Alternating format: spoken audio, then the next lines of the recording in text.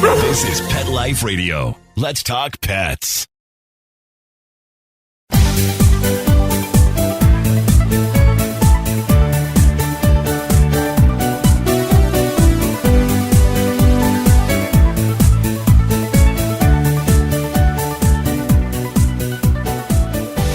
Hello, pet lovers, pet friends, pet people. Welcome to Best Pets for Pets. I'm your show host, Michelle Fern. One of the best dog books I have ever read. It is so unique, so different. I cannot wait to share it with you. So, hey, stay tuned. We're going to be right back after this brief message. Hey guys, Michelle Fern here. I want to tell you about Carlson Pet Products. They're a family-owned, budget-conscious company specializing in creating pet safety products to keep your pet happily protected from puppy through senior years. They have some great products: pet pens, folded elevated beds, crates, and pet gates. Their pet gates fit any size opening in your home. Most gates have a walk-through door for humans and a small door for your pet to go through. I've had a Carlson pet gate in my home for years and absolutely love it. And best of all, you're going to get 25% off and free shipping. Just visit carlsonpetproducts.com. And again, you'll get 25% off your order plus free shipping with the promo code PETLIFE. Let's Talk Pets on PetLifeRadio.com.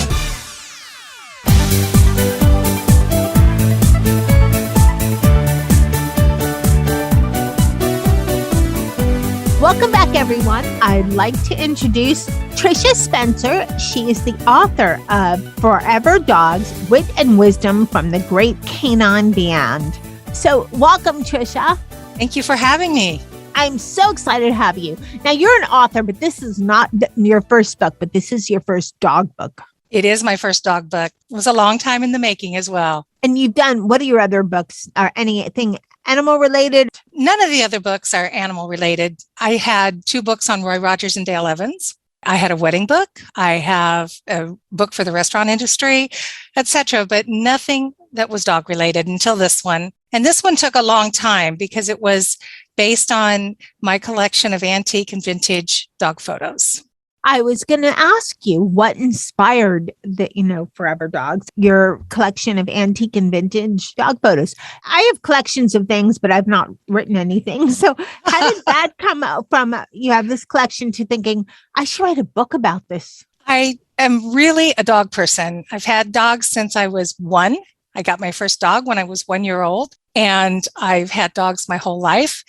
And they just are a really, really important part of my life. And I started seeing antique and vintage dog photos that had really clever dogs in them. And I thought, what are those dogs saying? What are they thinking when they're doing whatever it is that they're doing? So I have my collection's about 5,000 pictures. There are 350 of them in this volume. I have enough to write quite a few volumes, should I be so inclined. But I began with the dog that's on page 53 in the book. He's a dachshund, and he is looking up at his human dad. And I saw that dog and I said, oh, I know what he's thinking. He is thinking, I'm in trouble, but I love you, Dad. So don't make me be in trouble. And it just went on from there. And then the short stories were also based on dogs that I had multiple pictures of. So I used those pictures and I said, what is he doing at this moment? What are they doing here? And then I wrote around the pictures. You answered a question I was going to ask a little later on, is how did you get all these pictures? Because there are so many vintage pictures in your book, which are great. And really interesting, because I love vintage, anything and everything. I love it. Me too. You don't think about, vintage dog photo, people that save their photos and there was a dog in it.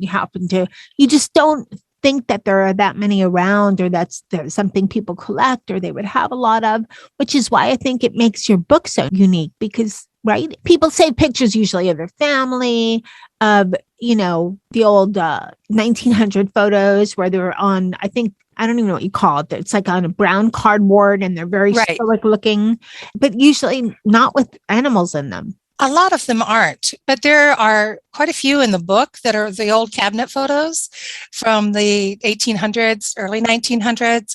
They're out there. You just have to keep searching for them. I do all the time. I'm still collecting. I still enjoy seeing a really unusual dog photo and wonder what they're doing. And most of the text in the book is written in the dog's voice. So for every picture where there's a caption, it's the dog speaking. And the same is true of the short stories. It's from the dog's point of view. There are a few human contributions in there, like from the Marine Corps President's Own Band drum major, because part of the book is fiction and part of the book is nonfiction. And I worked with several iconic American companies like American Express and the Marine Corps and Pennsylvania State Police and the Girl Scouts, the American Red Cross and others. And because they all had connections to dogs back in the day, and we don't even realize it. So there's some nonfiction in the middle of the book and wrapped around with fiction elsewhere. You've covered a couple things that I want to get into more detail about. I'd like that the point of view is from the dog's perspective, because we don't always think about things that way. Besides the vintage ads, which blew my mind, and we'll get into that later. Were the pictures the influence for the dog's point of view, or did you just decide, this would be kind of different to come, about this on a dog's point of view? No, the pictures were the influence. I started with the picture in every instance. It doesn't matter whether it was a short story or a poetry or the captioned pictures. They all started with me wondering, what is that dog thinking in that picture? And that's how they got to have their own voice and got to reach out to people. It occurred to me at some point after I had lost so many of my own, which is heartbreaking. We become so attached to them that, what if these dogs who have passed and gone to the great canine beyond could still bring a smile to our faces? So that was the premise. I wanted to do everything I could in the book to bring smiles to people's faces who are dog lovers. Well, from what I read, I think you wildly succeeded. Oh, thank you. But, it's not just your book has a lot of that information, but it's, and a lot of, kind of whimsical, since it's from the dog's point of view, stories and so forth. But you also get into a lot of history, vintage ads featuring dogs, and some of them just surprised me. I thought I knew a good deal about vintage, especially advertising, because I was in that field years ago, but no, I don't. And then the other is how some of these organizations got started with dogs. So, for example, like you mentioned American Express earlier, who knew that one of I think it was their first logo featured a dog? I know. I did not know. And I actually purchased at an auction one of the cards that you see in the book that American Express handed out to their priority users, because American Express started out as a transport company and they used a dog because the dog was really, really reliable and true blue. And they've wanted that image to be attached to American Express, and it worked well. And then the Girl Scouts. I know. That's a wonderful antique picture there. That is beautiful. And, it just goes to say, I'm sure dogs were involved with many of the Girl Scouts to beginning. But the picture you have, it's with two girls, and I think they're bandaging a little dog. Yes. They're getting their first aid badges, I believe. And the little dog is just cooperating so well. And this is really very early. These are from 1920. This picture, it happens to be from 1920. And the Girl Scouts have a really long history of being kind to animals. And so I really wanted to include them in the book. It was a lot of work to connect with all of these companies to get the proper permissions and to ask questions. And it was worth it. It was just so worth it, because people don't realize how much dogs influenced companies back in the day. The same for the ads. I mean, some of those ads are just delightful, and they are all dog oriented. Yes, and it's not all dog food. Some of them are almost a little obscure, because you wouldn't think, what does a dog have to do with this? And before we get into that, we're going to take a short break, and we'll be right back. Sit. Stay. We'll be right back, right after we kibble a little with our sponsors. Hey everyone, Michelle Fern here. I have to tell you about this new musical podcast I discovered it's not only fun for the kids, it's fun for the adults too. It's from Wondery and it's Melon's House Party. It's a new musical podcast for the entire family to enjoy together. You can sing along with Melon, who's this adorable 8-pound dog with a 1,000-pound heart, and their friends as they have a party while their humans are away. With show-stopping songs, endearing characters, and laughs for all ages, this is one party you won't want to miss. On Melon's House Party, all the objects in the house can sing, from the couch to the fridge. Melon is our ears and eyes into the magical musical world that is right beneath our noses. So be sure to join the adventure as Melon and her best friend Couch go viral on the internet, or follow along as Melon runs for mayor of her dog park. Each episode will keep you laughing and singing along. With a memorable cast of characters, Melon's House Party is a musical adventure your family won't want to miss. Melon's House Party is such a fun, whimsical podcast. I was listening to it in the car and just having my own little car party. It's so much fun. Listen to Melon's House Party on Amazon Music, Apple Podcasts, or you can listen ad-free and early right now by subscribing to Wondery Plus Kids in Apple Podcasts or Wondery Plus in the Wondery app. Hey everyone, Michelle Fern here, your host on Best Bets for Pets and Catitude. Ben and Jerry's has frozen treats for dogs. I know Nikki is going to love this. He loves a frozen treat. They have 2 different flavors. One is Punch's Mix, which is peanut butter and pretzel, and the other one is Rosie's Batch, which is pumpkin and mini cookies. You know, I kind of like both of those flavors too, but my absolute favorite is fish food. Anything Ben & Jerry's is always fabulous because the quality is so good and their mixes are so delicious. Be sure to check out more about these frozen dog desserts, as well as pictures of all the caniners at the Ben & Jerry's Vermont office at benjerry.com. That's BENJERRY.com. Let's talk pets. Let's talk pets On Pet Life Radio. Pet Life Radio. PetLifeRadio.com. Welcome back, everyone. We're talking to Tricia Spencer about her new book, Forever Dogs, Wit and Wisdom from the Great Canine Beyond. And now we're talking about the section on vintage ads and dogs. So I love vintage newspapers, vintage ads. They're not always PC, politically correct, but that's what was history then. So we're not going to get into that. Could be 50 million shows, but there was a couple of ads that I thought, oh my gosh, I can't believe, well, you can see a lot of these kind of ads everywhere, but this one hires root beer with a creepy baby picture. I know. Why? Right. The pictures of babies that they drew back then were almost always really creepy. I don't know why. No way they had angry babies. Right. Angry babies. And it looks like a human face made smaller. It's I know. Weird. And but it's adorable the way the baby has his head on the dog. Yes. And it makes you think, what does a dog have to do with Hires root beer? I don't know. What do you think? Why did they pick? I mean, it's nice that they have a dog on there and the dog is drinking the Hires root beer. Yes. Basically, because he protects the baby and he wants to taste test everything. And so that's right. The doggy knows it's good. That's what it says on the back. The doggy knows it's good. And the baby's crying because the dog's drinking it all up. But you got to have enough for everybody. So it is a delightful ad. And it's very old. It's 1800s ad. And I was thrilled to get permission to be able to use it from Hires. And the ads that are in the book that are not dog food related, like the coffee ad, who knew? That you would have dogs, or the one for JP Coats, the one for the Thread with the dogs on the big wheels. You just don't ever think about companies that use dogs so prevalently. It's just adorable.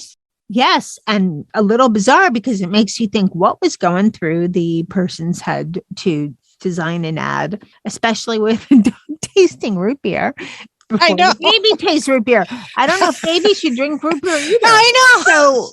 So where, I don't know where that comes from, but that's kind of the, I guess, the huge interest that there is in vintage ads, because some of them are just like zany. And They then are. Of course, you have, your dog food ads, which is fine. There's someone with, I think, dog bread. Oh yeah, that one is also really, really old, and the bread claims, that it'll keep the dog from biting.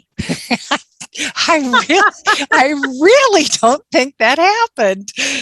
I don't have a dog that bites, but I have a cat that bites. So I wonder if it's the same, Line canine, give him some bread, stop biting. And I don't know where, here, the bulldog garden hose lasts longest because a bulldog protects it or something. They can't chomp through it. Oh, they can't. Okay. Okay. That's their claim to fame. One of my favorite ads is the Red Heart liver dog food ad, because if you notice on that page, which is 137, I believe, there's also a photo of two high school girls dressed up as Red Heart dog food, which I found that first. Then I went searching for the ad to put with it, because that picture was just amazing to me. Yes. Then again, you go, was it Halloween? Why were they dressed as dog food? I don't know.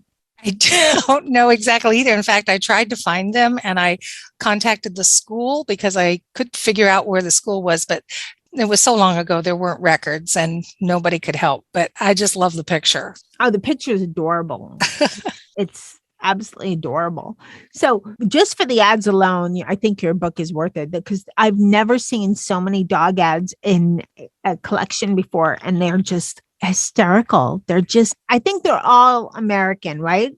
Oh, absolutely. I could say Americana dog related. Yeah, Americana dog related. Some of them, the companies themselves, like J&P Coats, the thread company, they're actually across the pond, but they have been selling here since centuries. So yeah, they're iconic American companies. The coffee one, they're in Hawaii, and you just don't even realize that they're still in existence and have been in existence since way back when this was done. Or the dog text one, the one with the dog text that it is supposed to help housebreak your dog. I had the ad. When I found this company, they provided me with the pictures of the antique bottles and the display. Oh, nice. To add to the thing. Yeah, American Express did the same thing. They provided better pictures for me when I got there. A lot of people who are involved provided, like the Pennsylvania State Police, all of those pictures, except for a couple, came directly from them.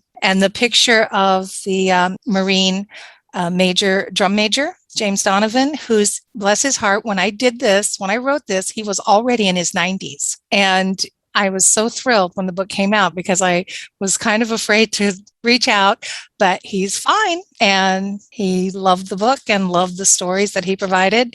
And I was just thrilled to be able to honor him in the book. Okay, one last ad, because I find this section so interesting. And, sure. And so who knew Kellogg's made dog food at one time? I know. I didn't. And this Grow Pup ribbon stuff that they had, and they were very kind as well. When I reached out to them, it took a long time, but we finally connected. And for all of these companies, I sent them what I wrote to go with the ads so they would sign off on it. And I just saw the dog in the ad at the bottom. And does he not look like the original downward dog for yoga? Yes. I know.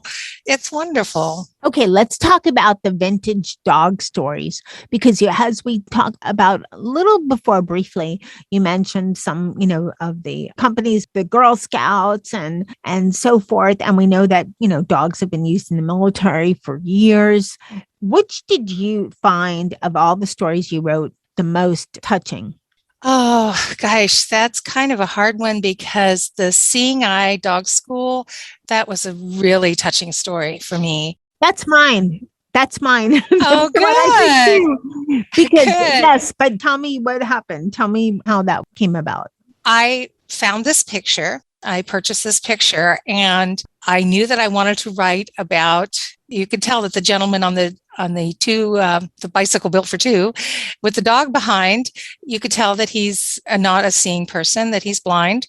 And I reached out to the Seeing Eye Guide Dog School, and the pictures that you see later about the real people that Morris Frank and his dog Buddy, how they began training seeing eye dogs, was so miraculous. And this organization does so much good.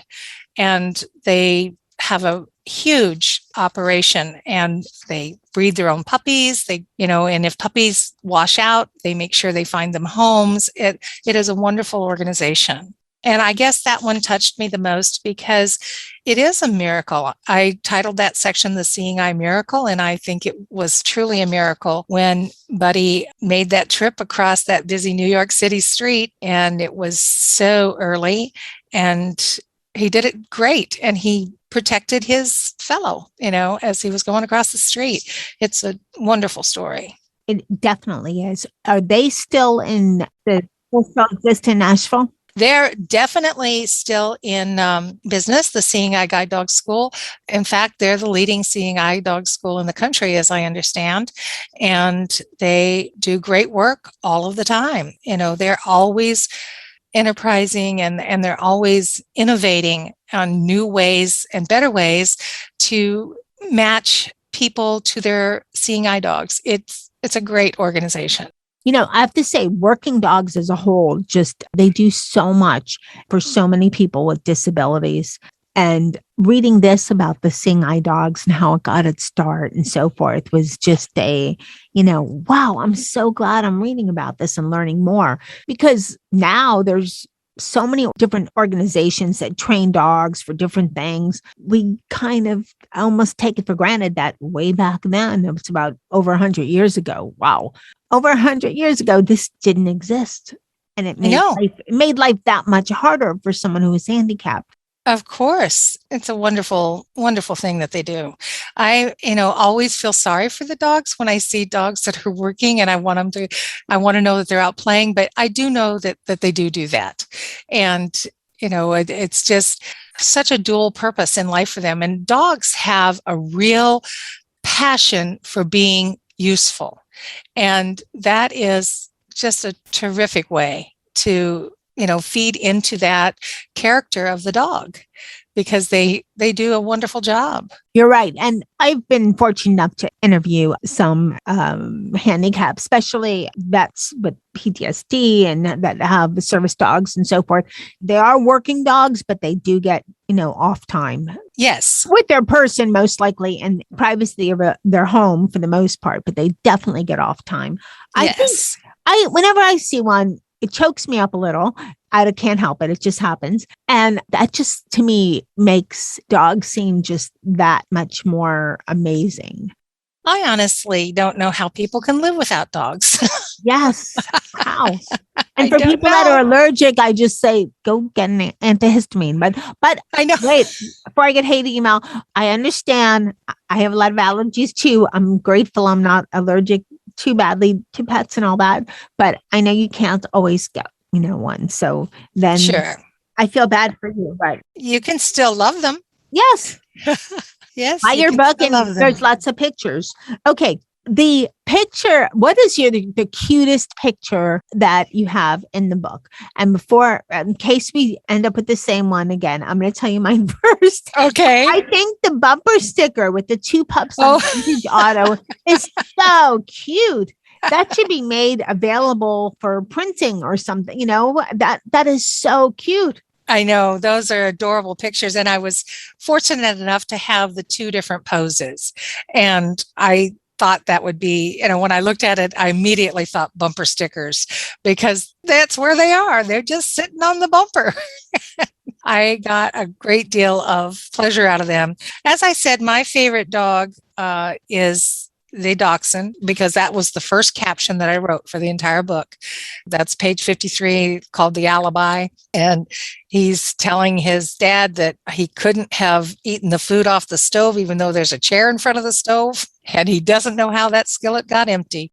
So I think he's my favorite dog in the book, even though I have some of my own dogs in the book and that I loved dearly. But the first rule for anybody being in the book was that they couldn't be still living. All of these dogs are dogs that have been loved and lost and have gone on to the great canine beyond. And so some of my dogs who are still living couldn't be in the book, but the very last page of the book, before you hit where the acknowledgments, at the end of the acknowledgments page, there's a dog named Serendipity, and she was the love of my life.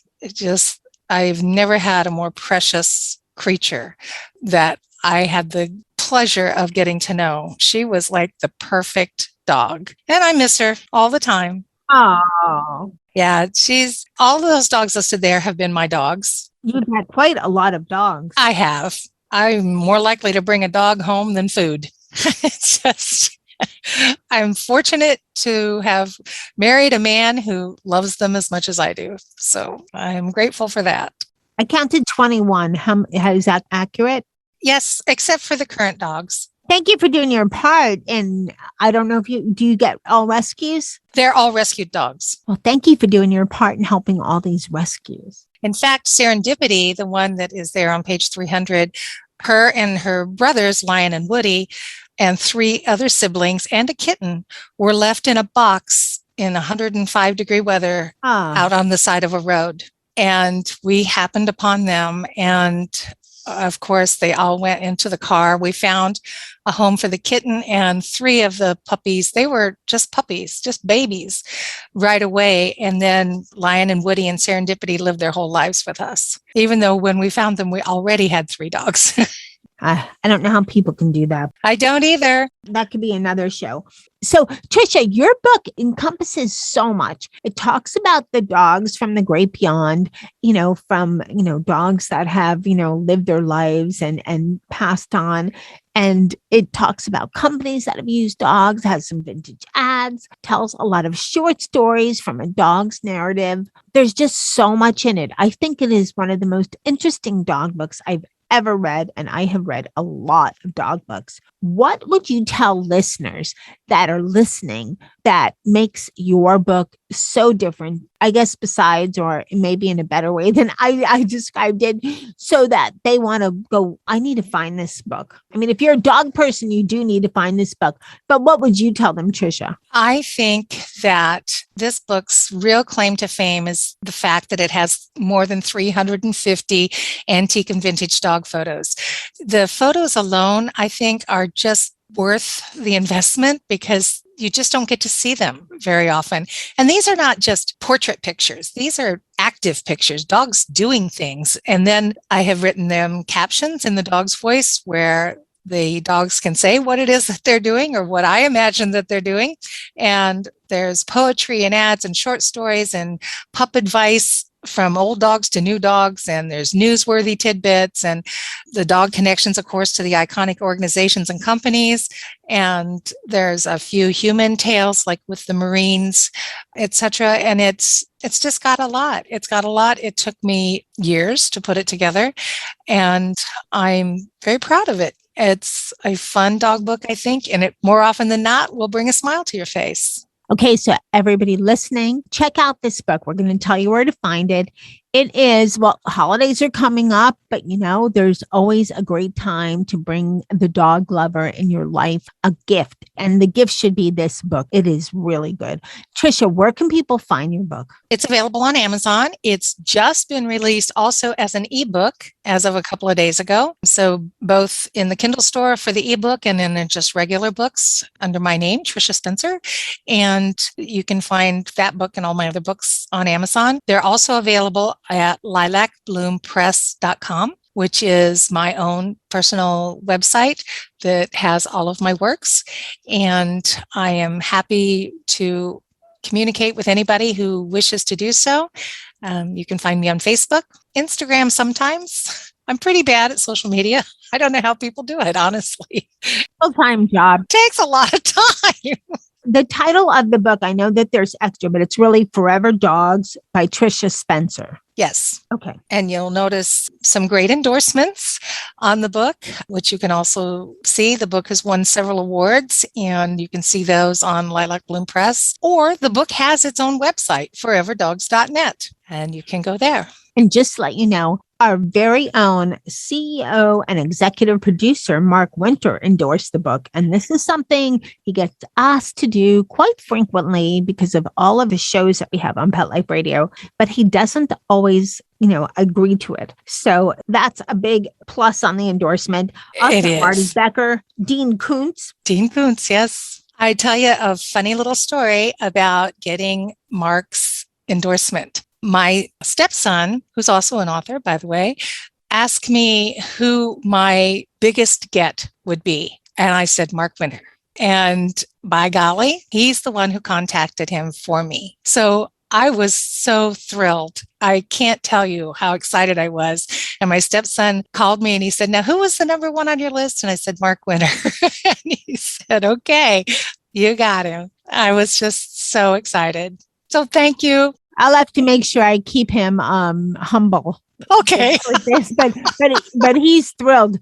He keeps his copy in a special box, saved because his endorsement's on the back. And like I said, he doesn't do very many of these. So I'm so glad. And I am so appreciative. So the book for everyone listening, it's Tricia Spencer, Forever Dogs. You can find it on Amazon and wherever most books are located, or go to the website.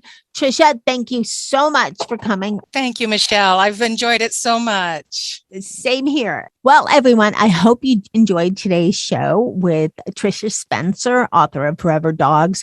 I found the book to be so fascinating. There's so much great information in there. If you love dogs and you love vintage things, and especially vintage ads, this book is for you. Just if you love dogs, this book is for you.